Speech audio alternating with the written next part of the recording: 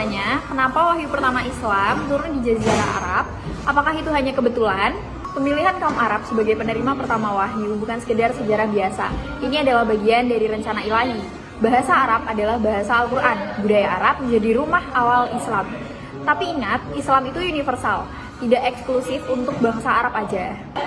Abad ke-19 jadi titik balik dunia Islam. Dominasi Barat membawa rasa malu dan kehilangan jati diri. Bukan cuma kalah secara militer, tapi juga krisis keyakinan. Masih relevankah Islam di dunia modern?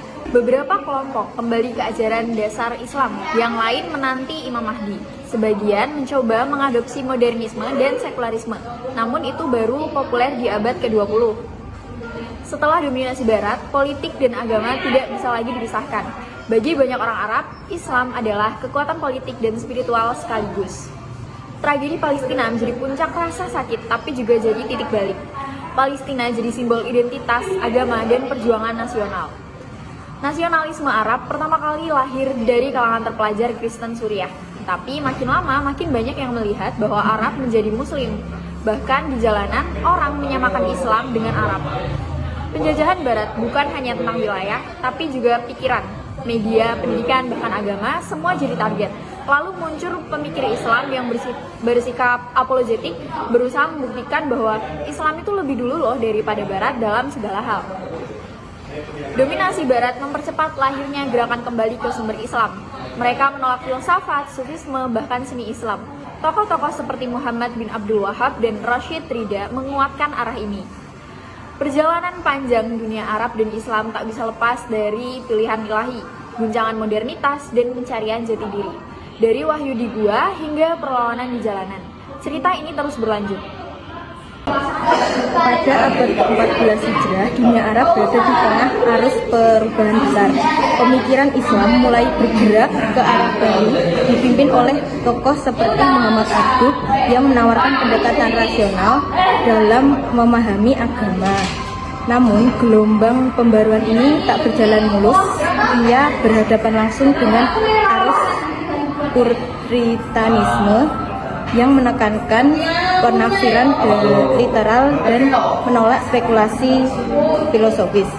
Di sisi lain muncul pula suara-suara lantang dari para sekularis seperti Salamah Musa dan Taha Hussein yang mengagumi budaya Barat dan mendorong modernisasi bahkan dengan mengorbankan tradisi. Namun gagasan ini tidak diterima begitu saja.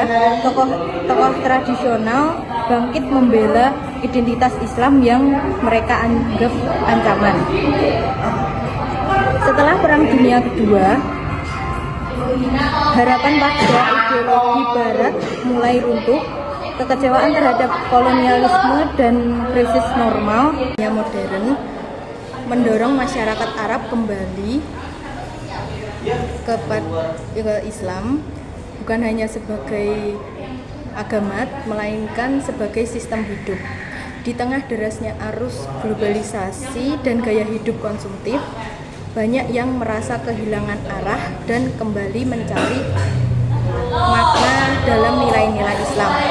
Lalu muncullah gelombang kebangkitan Islam, bukan lagi sekedar warisan masa lalu, melainkan jawaban atas kegelisahan zaman. Para pemuda menengok kembali sosok seperti Hasan al-Banna dan Sayyid Qutb yang memperjuangkan Islam sebagai kekuatan pembebasan dan pembaruan. Dalam dunia pemikiran, spiritualisme dan filsafat Islam kembali menemukan tempatnya. Bahkan beberapa pemikir sekuler dan pemula memulai nulis kembali tentang agama dan namun di balik semua itu muncul pertanyaan seperti bagaimana menjaga ruh Islam tetap hidup di tengah dunia modern.